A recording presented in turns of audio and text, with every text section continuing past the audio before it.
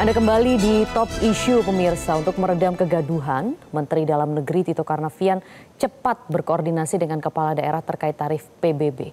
Mendagri mengingatkan agar bupati dan wali kota mematuhi Undang-Undang Hubungan Keuangan antara pemerintah pusat dan pemerintahan daerah. Mendagri juga membuat diskresi agar seluruh kabupaten kota yang akan menaikkan nilai jual objek pajak PBB P2 melapor ke Kementerian Dalam Negeri, tepatnya di Dirjen Keuangan Daerah. Kebijakan daerah yang bersifat anggaran, pajak misalnya ya, retribusi, itu ada proses sosialisasi. Kedua, mempertimbangkan betul dampak kemampuan ekonomi masyarakat. Nah, ini yang kita nilai. Jadi saya mohon rekan-rekan kepala daerah lainnya, setiap mengeluarkan kebijakan yang berhubungan dengan pajak, retribusi, jangan sampai memberatkan masyarakat. Lakukan bertahap saja. Jangan bertahap, itu selama penghitungan NJUP juga harus hati-hati. Ya. Jadi jangan sampai memberatkan masyarakat. Prinsip. Ya, Pak Rifki, mungkin dari sini kita bisa melihat apakah memang apa nih akar persoalannya sebenarnya? Apakah memang Kemendagri merasa kepala daerah ini kurang sosialisasi, agak nakal begitu ya di sini, atau sebenarnya Kemendagri yang lalai kontrol? Kalau kita membaca secara normatif ketentuan dalam undang-undang tentang pemerintahan daerah dan undang-undang tentang hubungan keuangan pusat dan daerah, memang kan kita mengenal beberapa jenis pajak dan retribusi yang kemudian dibagi berdasarkan urusan kewenangan. Ada yang merupakan kewenangan pusat, provinsi, kabupaten, kota. Nah, selama ini karena itu merupakan kewenangan dari kabupaten kota misalnya, dan produk hukum untuk kemudian menjadi dasar bagi terbitnya pajak yang merupakan kewenangan bupati dan wali kota itu bukan peraturan daerah, maka memang alat kontrol yang bisa dilakukan oleh pemerintahan yang lebih tinggi, apakah itu gubernur termasuk pemerintah pusat melalui Kementerian Dalam Negeri, menjadi lebih longgar. Bahkan hampir tidak ada kalau dalam bentuk perkada dan seterusnya. Nah, justru peristiwa-peristiwa yang terjadi belakangan hari ketika misalnya terjadi lonjakan prosentasi yang sangat besar terkait dengan pajak-pajak daerah ini membangun kesadaran kita bersama bahwa memang controlling dari pemerintah pusat kepada pemerintah daerah dalam skala dan dosis tertentu itu harus terus dilakukan. Saya mengapresiasi apa yang dilakukan oleh Kementerian Dalam Negeri, terutama Saudara Menteri Dalam Negeri, untuk kemudian menugaskan Saudara Dirjen Bina Keuangan Daerah untuk melakukan kontrol, termasuk mungkin membantu penyiapan instrumen dan indikator terkait dengan bagaimana mekanisme dan formula peningkatan pendapatan daerah, termasuk di dalamnya pajak daerah, agar pada satu pihak kita menuju pada kemandirian fiskal, pendapatan asli daerah dan pendapatan daerah pada umumnya meningkat, tapi pada sisi yang lain masyarakat tidak menjadi korban. Tadi Mas Umam misalnya memberi contoh, bagaimana kepala daerah itu mampu memerankan badan usaha milik daerah sebagai salah satu instrumen peningkatan penerimaan daerah. Yang kita juga tahu dari total 1.571 BUMD yang ada di Indonesia, itu lebih dari 70%-nya sakit. Tiap tahun minta penyertaan modal dari APBD, tapi kemudian penyertaan modal itu hanya digunakan sebagian besar untuk membiayai operasionalisasi BUMD, menggaji dewan komisaris, dewan pengawas, dewan direksi, karyawan, yang kemudian kalau kita lihat dari teori cost and benefit ya, cost-nya terus minta ke APBD, tapi benefitnya, keuntungannya dalam bentuk dividen nggak pernah dilakukan. Nah, karena itu problem ini sebetulnya problem besarnya adalah bagaimana kemampuan daerah, kepala daerah, beserta seluruh perangkatnya, DPRD, provinsi, kabupaten, kota itu mampu kemudian mengikhtiarkan celah-celah pendapatan daerah yang selama ini mungkin tidak digarap dengan cukup optimal.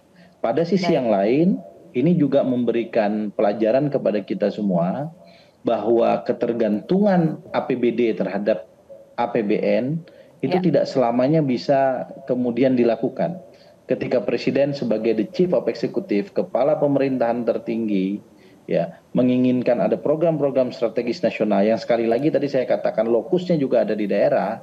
Itu kemudian ternyata kepala-kepala daerah tidak sanggup untuk menginstrumentasi bagaimana kemudian program-program strategis nasional ini bisa juga dianggap sebagai bagian dari cara para kepala daerah, gubernur, bupati, dan wali kota itu bisa menyuguhkan berbagai macam hidangan program untuk rakyatnya.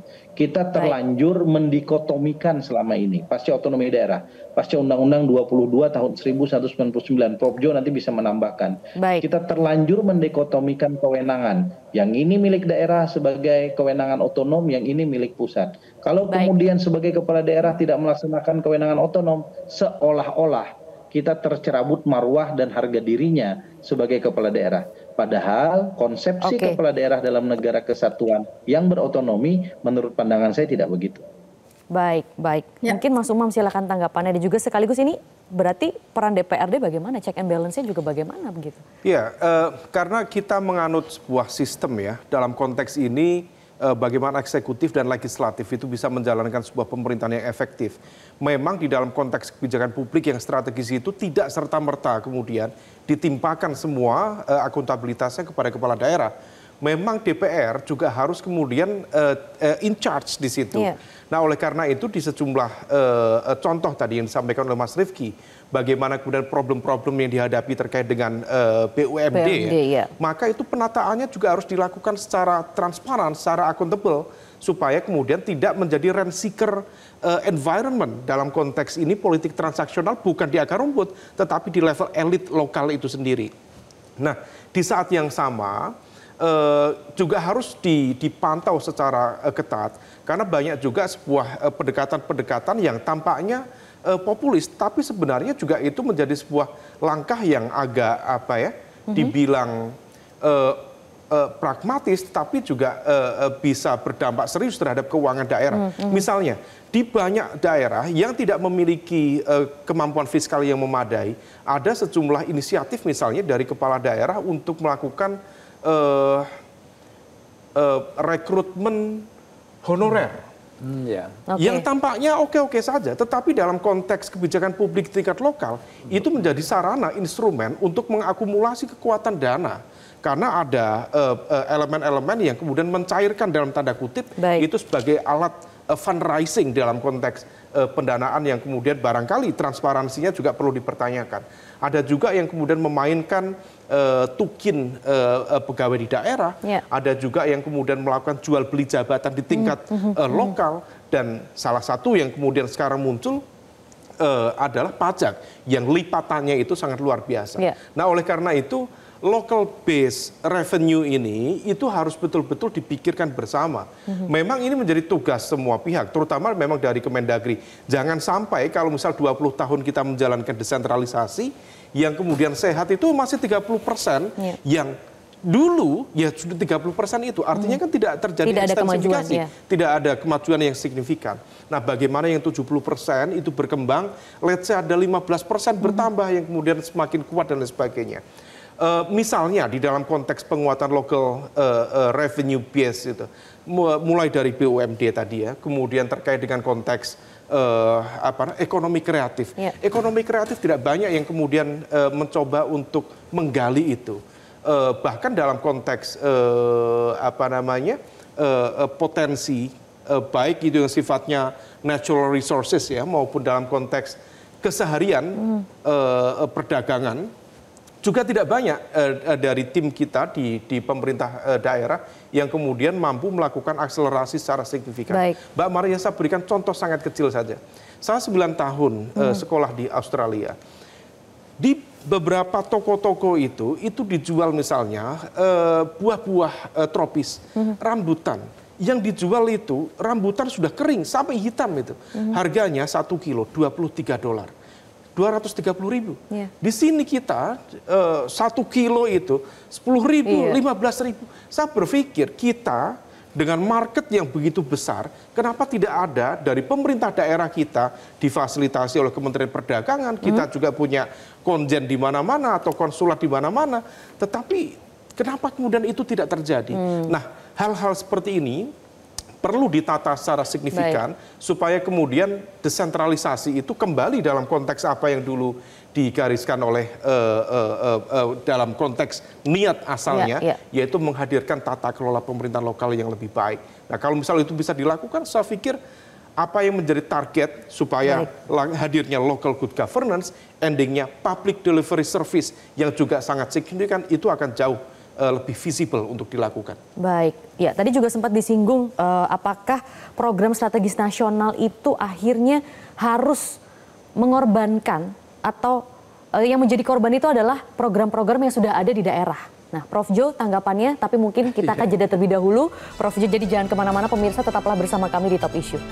Jelajahi cara baru mendapatkan informasi. Download Metro TV Extend sekarang.